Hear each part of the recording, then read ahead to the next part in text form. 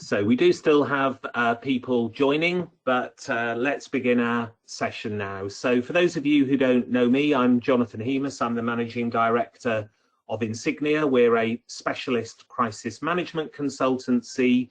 We help leaders of businesses around the world to do and say the right things on the worst days of their business lives. And I think it's certainly true that the worst days of our business lives these days can certainly include a major cyber attack, and it's a risk that every organization around the world is vulnerable to. And we tend only to hear about the really bad examples, the ones that make the media for having handled a crisis, a cyber crisis, badly. So, you know, Yahoo have been called out, Equifax in the UK, TalkTalk and Travelex.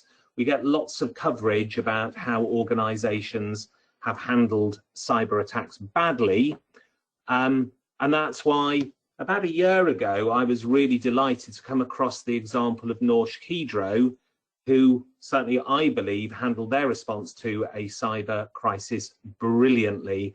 And I use it in all of my presentations. It's mentioned in my book. And so I was even more delighted when Inger Sethov from Norsk Hydro agreed to talk with us this afternoon about what happened behind the scenes. So maybe, Inger, if you can just tell us a little bit about your background and your role at Norsk Hydro. I'll then say a few further words of introduction, and then we'll go behind the scenes of your cyber attack. Thank you very much, Jonathan, and thank you very much for inviting me today. It's a very exciting topic to talk about for me. I am then a communication director, executive vice president for communication and public affairs for Hydro.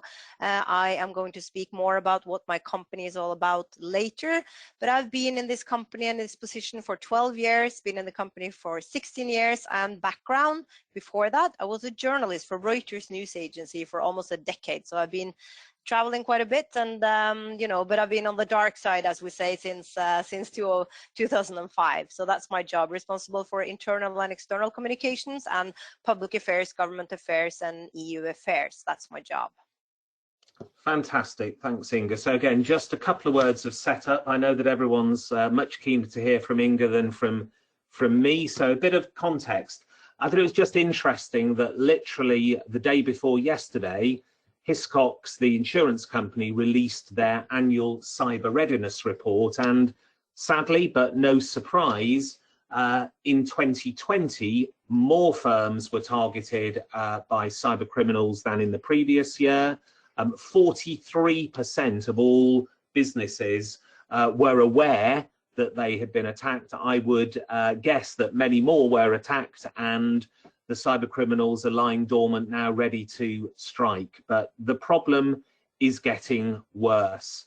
And in terms of those organizations that did suffer attack, 1 in 6 of them said that their very survival was threatened. So as you will all understand, that's why you're on this call, cybercrime is an increasing risk, and it is a serious risk.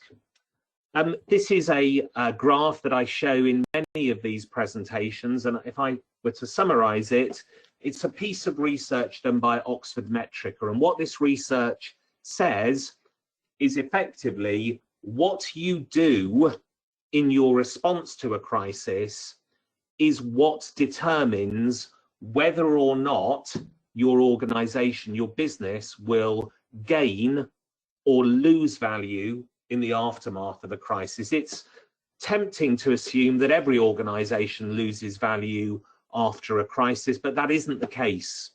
If you respond well, you can actually build value. But certainly in the event of a cyber attack, depending on what you do when that happens, you will find yourself on the blue line, or do the wrong things, and you may find yourself on that red line, losing value.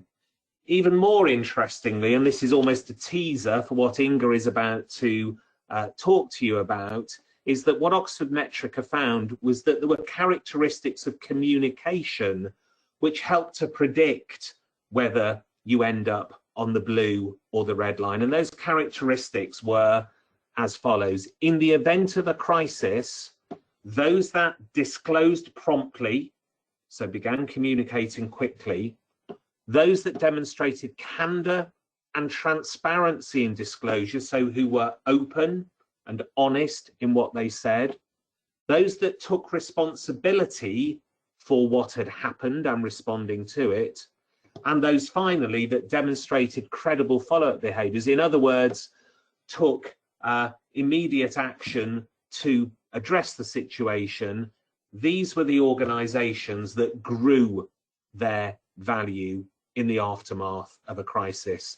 And I think if you bear those in mind as you listen to what Inger tells you in her story of their enormous ransomware attack, you will begin to understand why Norsk Hydro emerged from this situation with its reputation and the value of its business intact, rather than ending up on that downslope that you saw in the previous slide. So without further ado from me, Inger, I will hand over to you to talk us through what you experienced and critically what you did and what you learned from it. Thank you very much, Jonathan, for that introduction. And you would have thought that I had read your book before we handled this crisis. I had not, but you know, I think you'll recognize some of the things that you just spoke about in our response. So if you go to the first agenda slide, what I'll talk about is what actually happened, how we responded, the communication strategy, and some of my personal reflections and learnings from that event. And before I go into that, just 2 words of caution, I would say. And that is one, that this incident is still under investigation by the police, which means that I cannot answer the most important question that you will all have after we're done with this, and that is who did it and why. But that is up to the police to answer those questions. And the second thing is that my IT skills are about at the level, actually much lower level than my 14-year-old daughter. So, you know, any sort of IT technical questions, I leave it to the IT department. So I'm here to talk about communication. So with that, let me first bring you on to what kind of company I am working in, and that is a truly global energy and aluminium company. We are a stock-listed company with all the rules and laws and regulations that goes with being a stock-listed company on the Oslo Stock Exchange. We have 34,000 people in 40 countries, and it's a very diverse workforce. And that means that the vast majority of the people working for Hydro do not sit in an office like we do and sit in front of a computer every day. They work at plants. They work in the sales force. They work with customers and dealing with the customers every day. They are researchers, and some of them are head office people like myself. It's a very diverse workforce.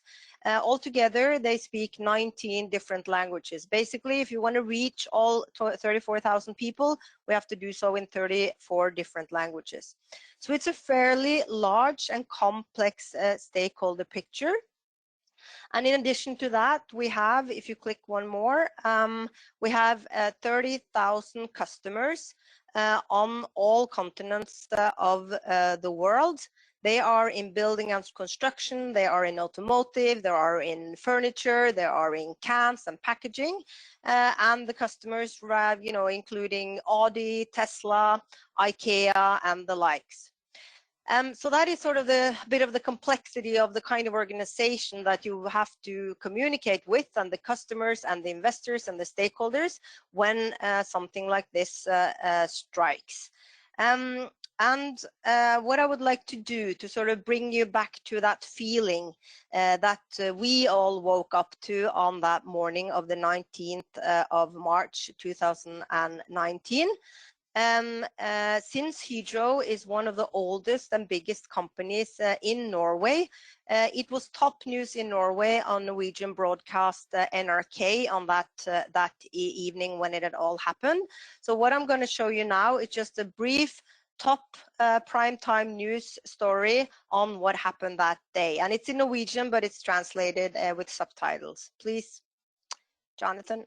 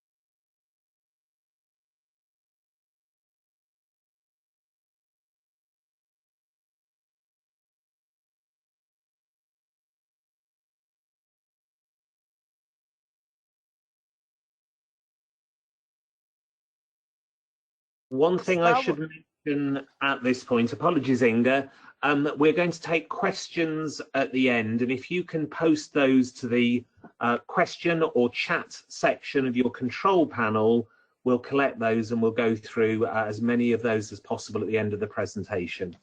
Back to you, Inger. So then we click over, Jonathan, to the March 18th slide, so the next slide. And I would just like to bring you back to our day. This is the day before we were, or the day before that night when it struck. We had celebrated then the announcement of Hydro's 12th CEO in our 115-year history.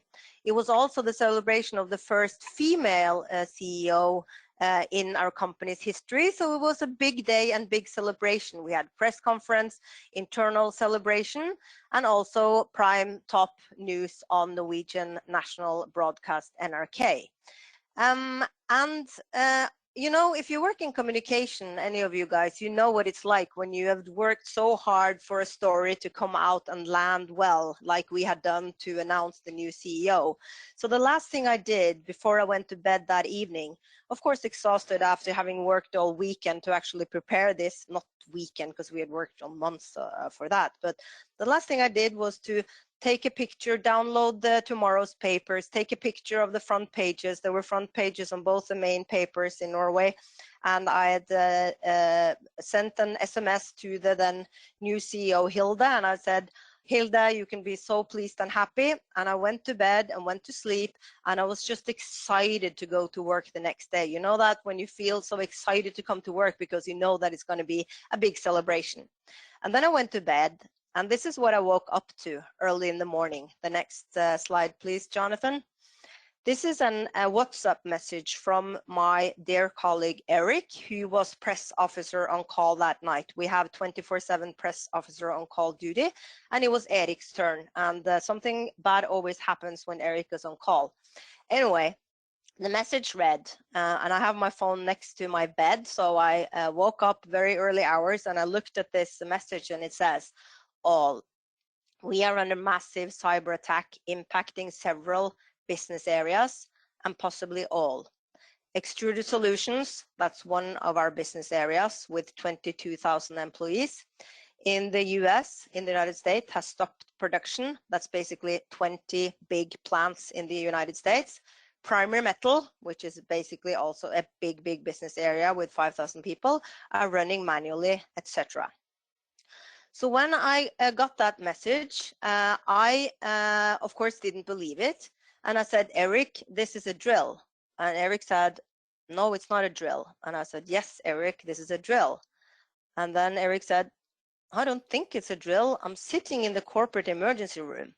And I still didn't believe him. And I said, Eric, put Nick on the line, the head of security. And I still had to talk to Nick before Nick said, Inger, this is not a drill, get in here. Because this is so unbelievable, you know, that we've stopped all production in the United States and that we're actually running Primary Metal, one of our businesses, manually, and that we're impacted by a massive cyber attack. That is just, you know, so unbelievable for anyone like me. So then, if you move to the next slide, what had happened overnight was that we had received a so-called ransom note, which I think if you look at that and you look at the language, I think that it tells you a little bit about what kind of, you know, mood we were in. Greetings. It's almost a bit spooky, their sort of tone of voice. There was a significant flaw in the security system of your company. You should be thankful. You should be thankful, Hydro, that the flaw was exploited by serious people and not some rookies. Your files are encrypted with the strongest military algorithms, and we're not supposed to do anything about it. To confirm our honest intentions, send us 2-3 different ransom files, and then it goes on to tell us what to do. And then it tells us, do not reset or shut down. Do not rename. Do not move. This may lead to the impossibility of recovery of certain files. So, you know, and then it goes on to tell us how to pay. And the last little area on the bottom of the ransom note is an email address for how to contact them. So we then had to make a bunch of decisions very, very fast. To shut down or not, to report to the police or not, to communicate or not, and maybe most importantly, to pay or not. And all these decisions had to be made when we had no overview of the situation. So no overview and no time. So we made all these decisions in just a few hours. And one of the things we did was to decide to have a very transparent and open approach. And we invited in the outside world to what was happening inside of Hydro, including the BBC. And I would like now to show you a small news reportage from the BBC to give an insight into what was happening in the company at the time.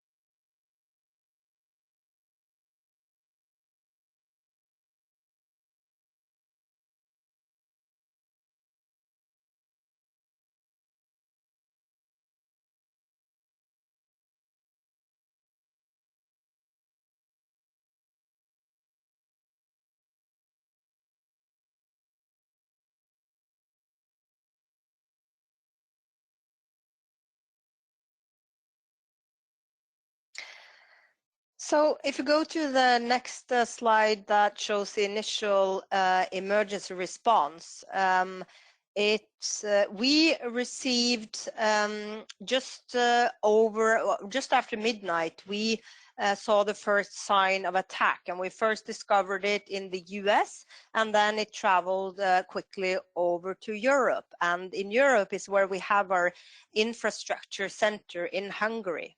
And at the time, the head of infrastructure, IT infrastructure in Hungary, his name is Laszlo, today a big hero in Hydro. At the time, he made the decision to shut down 23,000 PCs and 3,000 servers. He effectively made the decision on his own to shut down all infrastructure in Hydro. And that was a pretty bold decision and a pretty brave decision, and it was also the right decision. At 5 in the morning, the corporate emergency team was mobilized. At 6, the crisis communication team, which I lead, was mobilized. From 6 a.m. or around that time, we were informing all employees. At 7 o'clock, we had posters up at most locations, and the top right poster, handwritten poster there is because we had to do it in handwriting and put it up manually, of course, since we couldn't use any of our systems. That was up at 7 o'clock at the headquarters, and at 8:35 we had a stock exchange announcement out. We had very little information, but we warned the market. The stock exchange opens at 9 o'clock. And at 3 the same day, we had a press and analyst meeting together with the National Data Protection Authority, as you saw pictures from in the small in the TV story.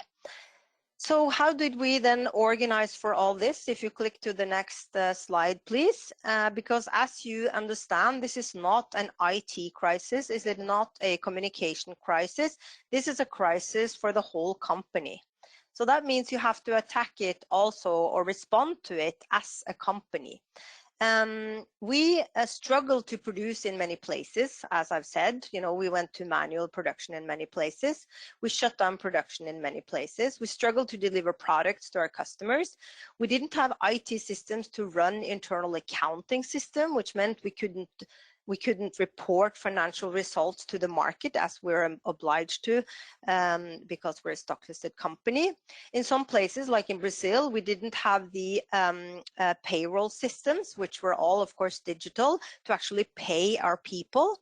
And we were really, really concerned on top of this with the whole data protection risk, GDPR, if any data had been lost. So all this just meant that we had to have a very holistic way of approaching this crisis and also the recovery. So this slide has been made by the IT department, as you can see. It's not, but it's just to show you a little bit of the complexity and how it's all interlinked. So the corporate emergency team, which I am a part of, which the key top people in the company is a part of, legal, communication people, and HSE, and it's headed by the CFO. Then the crisis communication team, which I'm leading, responsible for internal and external communication. Then all the different business areas have their dedicated communication people. So we have channels to all of our people.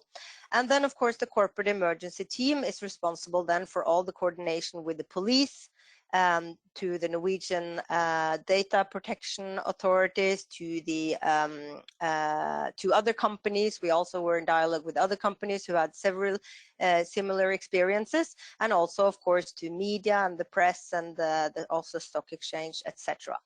So all these interfaces made it possible for us to actually deal with all the 34,000 employees and 30,000 customers and all the external stakeholders that needed to be involved. If you go to the next slide, just to show you, the top left is a picture of the corporate emergency team room, which I am a part of downstairs. The bottom left picture is a picture of the crisis communication team, which is basically my team.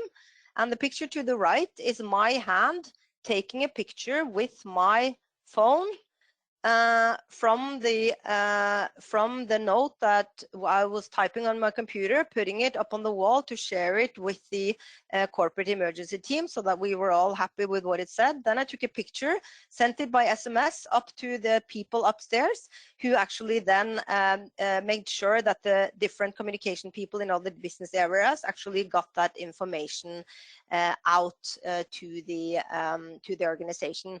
And you know, it's interesting how you become creative in these kind of situations when nothing works, when you can't use email, you don't have a web, you don't have intranet, you don't have any means of normal communication. You become creative. And the legal counsel, we decided, as I said very early, that we would report this to the police. That we decided on the first day. But how do you report something to the police when you don't have mail, you don't have printer, you don't have anything to actually file a report? So what the legal counsel, my good colleague Anne-Lene, she ran around in the headquarters and found a printer that was not connected to the network, and then she managed to write a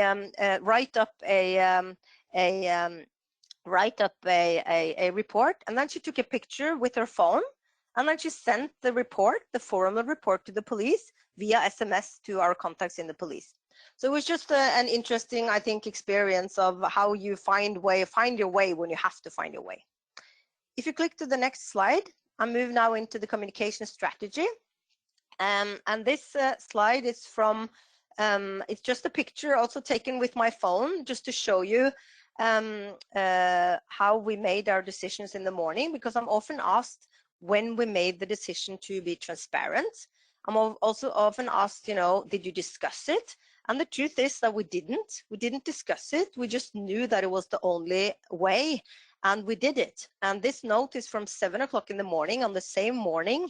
So before we had actually gone out with that communication, and we decided that the communication principles for how we would handle this crisis was proactive, so proactivity, transparency, and frequency. So those three principles we decided very early on the same morning, and that actually we stuck to throughout the whole management of this crisis.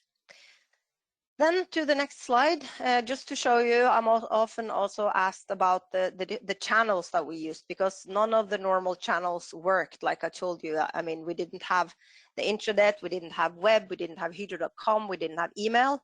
So internally, we could use WhatsApp and posters, phones and SMSs. And then we had something called News App, which is a picture on that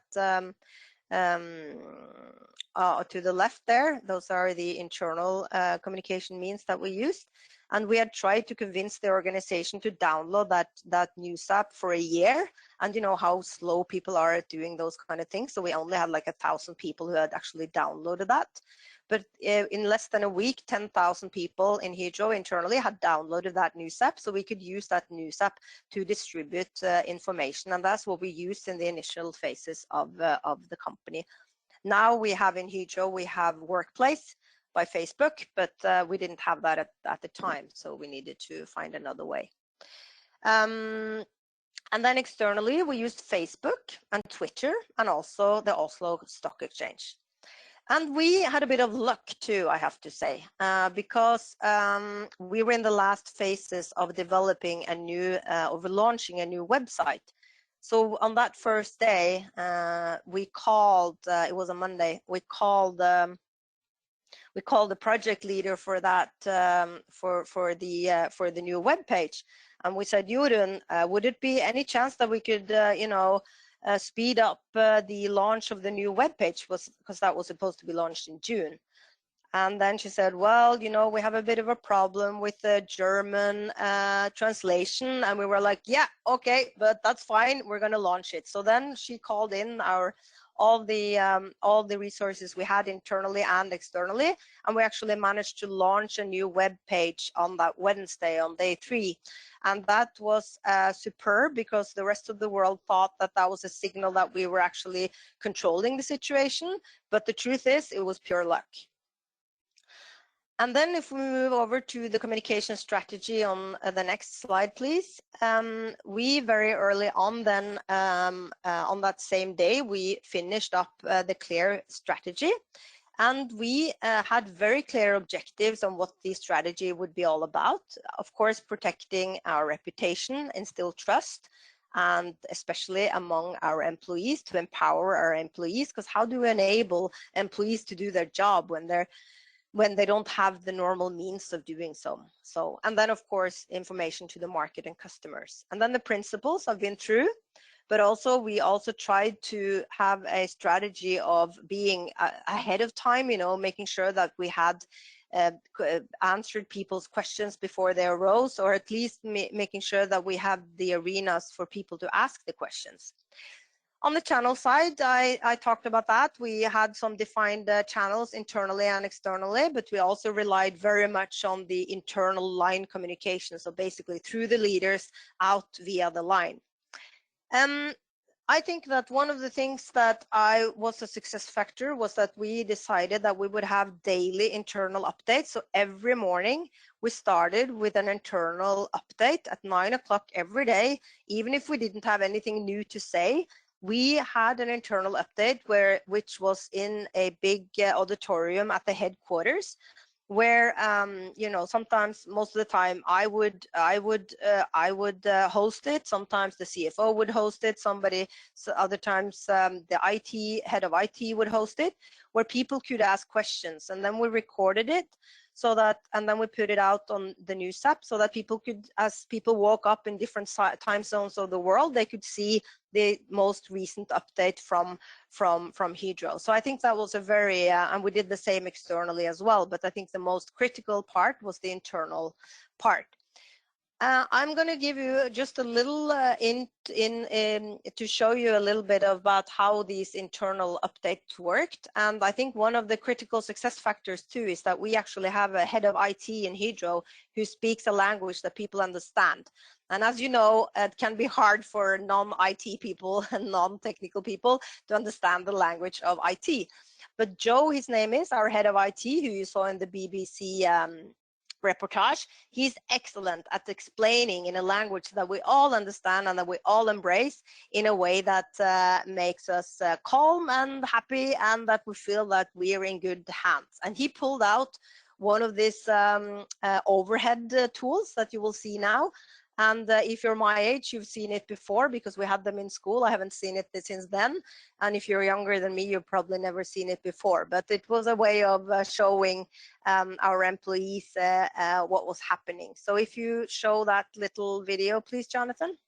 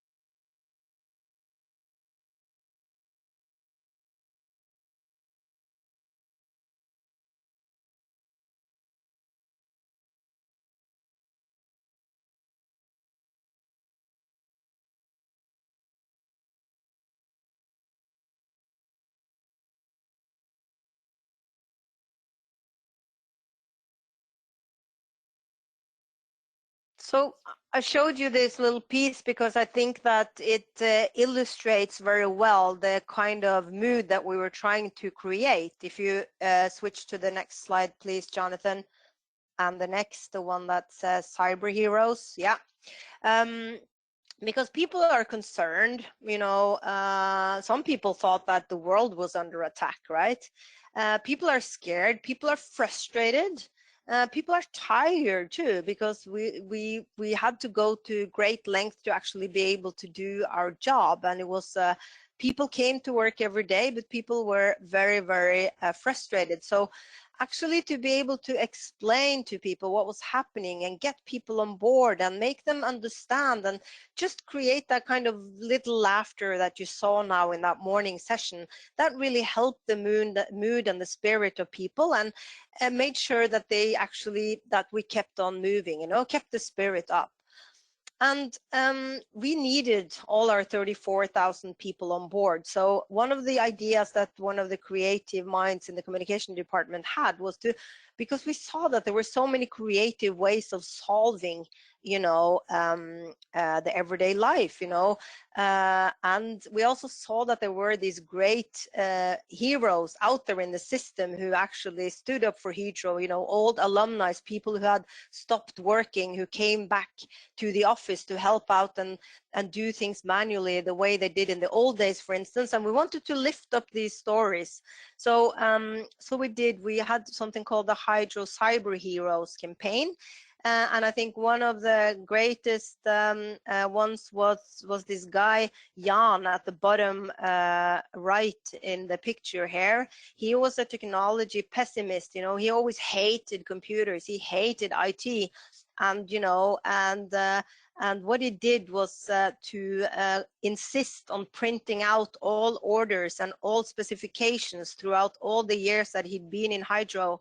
And from being the technology pessimist, he became a hero in this time because he had it all lined up. He had all the specifications, all the delivery protocols that he had printed out throughout all these years, and he became the hero. So what we did was to lift him up and talk about him internally, but you know, just to inspire other people.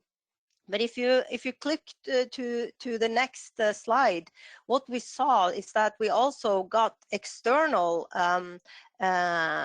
attention, positive attention on these stories that our employees started to share externally as well. And then we saw that it had some kind of viral effect, and that more people started to spread the news of how we were dealing with it. And then we saw that that also had a very positive effect externally, of course, because people saw that we were being transparent about it and that we were handling it in a good way and taking care of our people. But also internally, you know, as you know, the best, you know, and most credible, you know, praise that you get is what you get from other people, of course. And I think personally, I think that the retweet on the top right here in the corner top right from the head of cyber at the United Nations, he actually retweeted a story of how we handle this locally at one of our plants, and that I think was a great evidence that we did something right.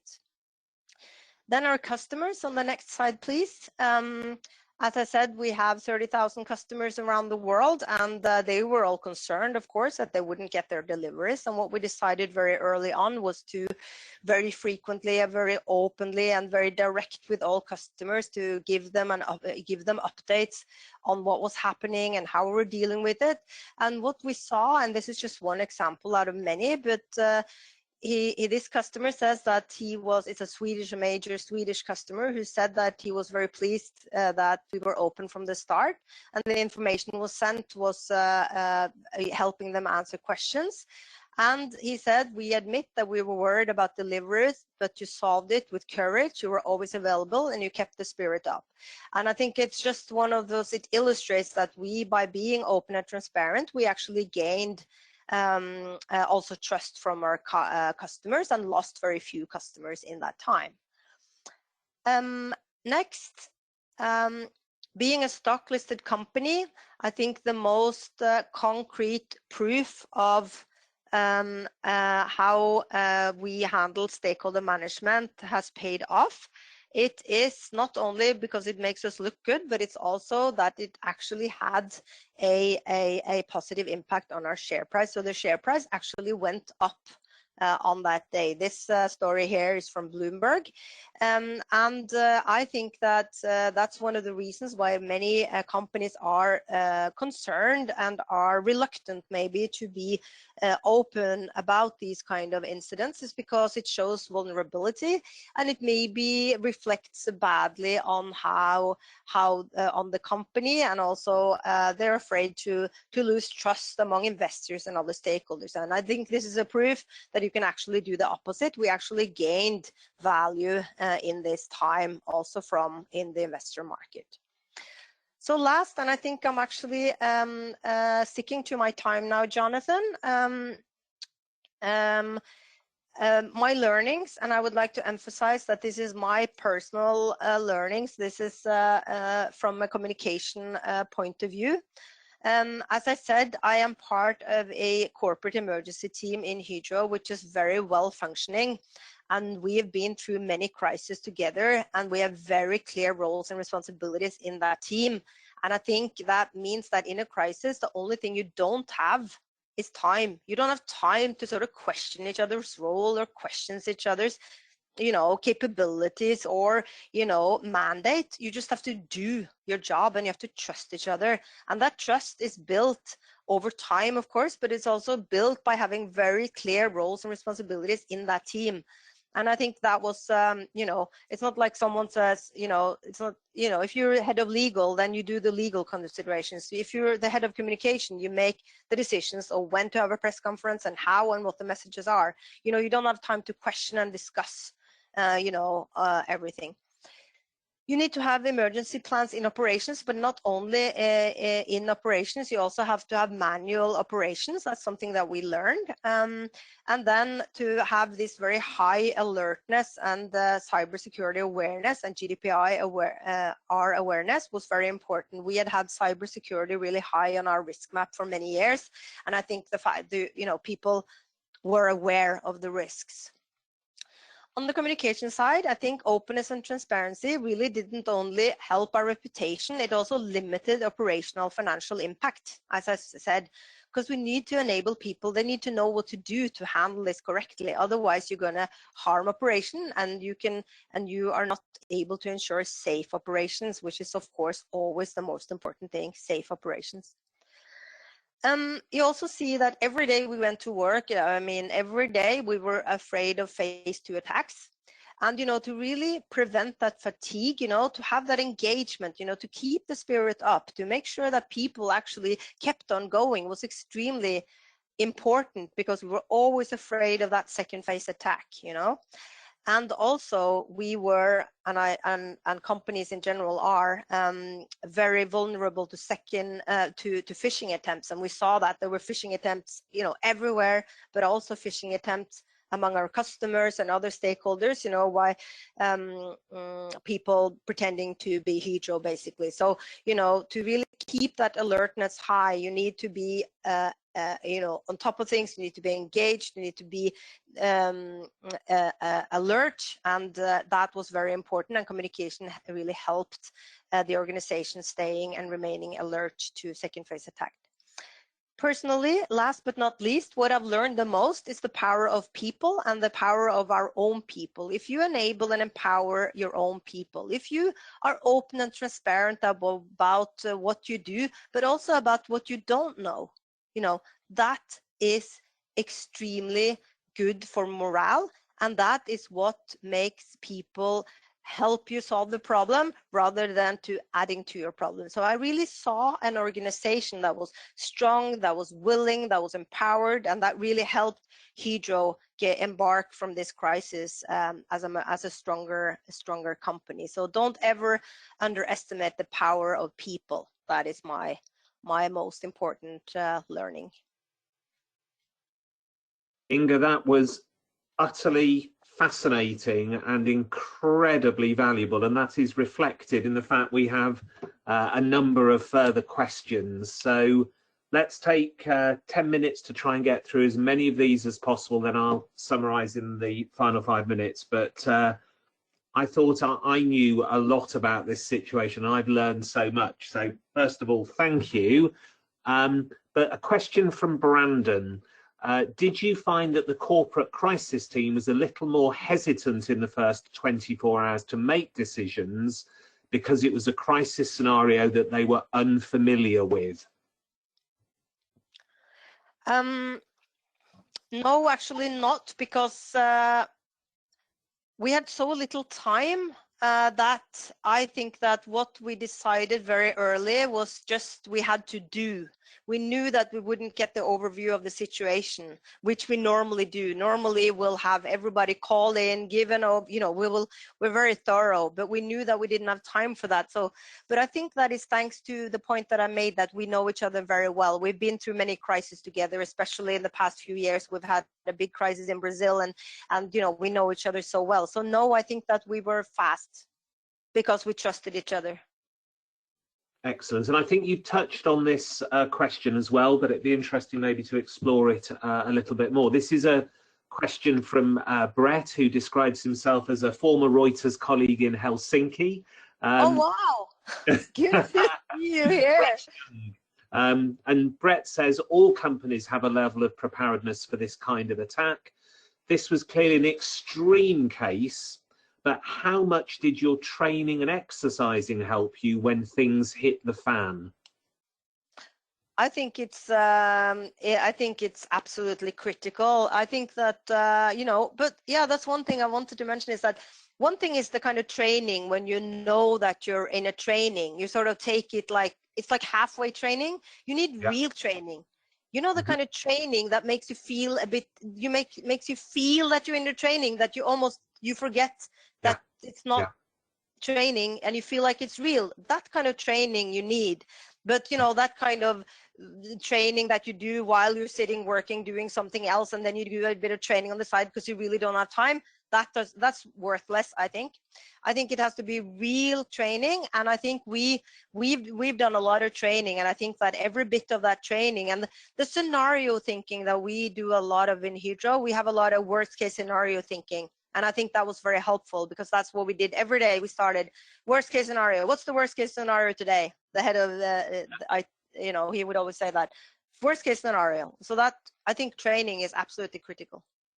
This is music to my ears, Inger. A couple of things that I always think is when we're doing exercising with our clients, if they have a slight sick feeling in their stomach or a tightness of their chest, that's when we know the exercise is really working well, because it's not just knowing things, it's having felt it before, isn't it? So that it becomes part of your psyche and also part of your kind of emotional response to a crisis, as well as having knowledge. And the scenario planning thing as well, the worst case scenario, I think that is so important in a crisis. I think it's one of the best antidotes to just reacting to events. If you've gone through the process you've described every morning and said, where could this go to? What is the worst case?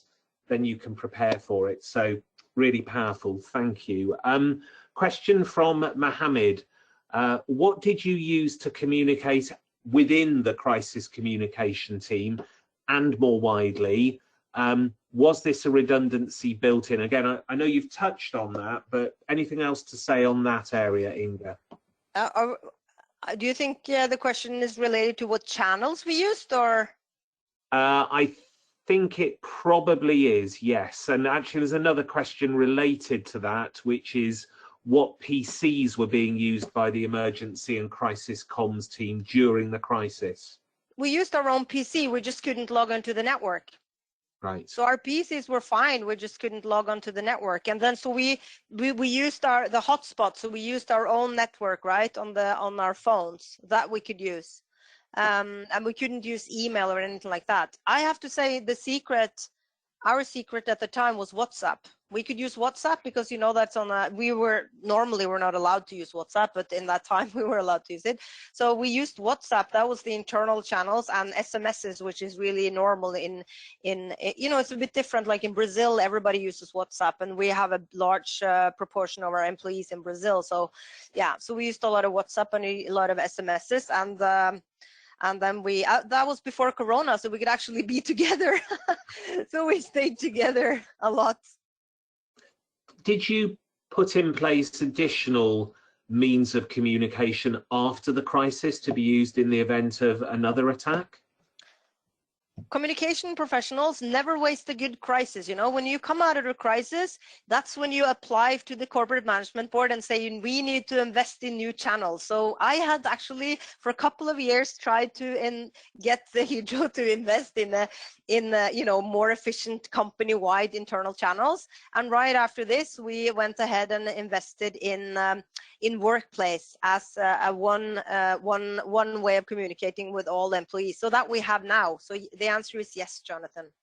Okay.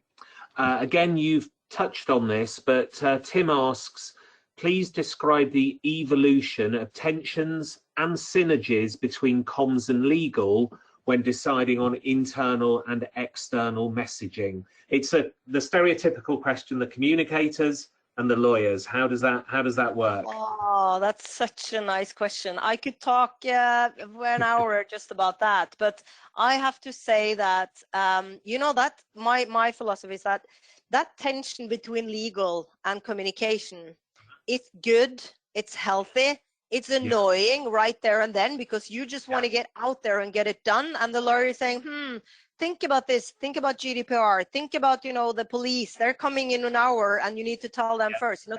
So, you know, I think that dynamic is really healthy, and I think that what it boils down to is respect, you know, respect for each other's functions, respect for each other's role, respect and trust. And I think the legal counsel of Hydro and myself, we know each other extremely well, and we have great annoying discussions, and we always you know, we always land on good solutions, and we have really good respect for each other. And I think yeah, she's one of my best friends in the corporate management board, so you know, but I think it's a very healthy and important dynamic, and you need both in crisis. Great. And again, I would just endorse that and add to it. Again, it's something we talk to our clients about. Build those relationships between communications and legal beforehand, have respect for each other, but don't wait until the crisis itself to work out how you will work together. It'll be so much better if you've done that thinking beforehand. A question from Mike, Inger. Did you have cyber insurance? And if so, did it help with any external resources or specialist skills? Yes, we did, and we have, and we did have cyber insurance, and we also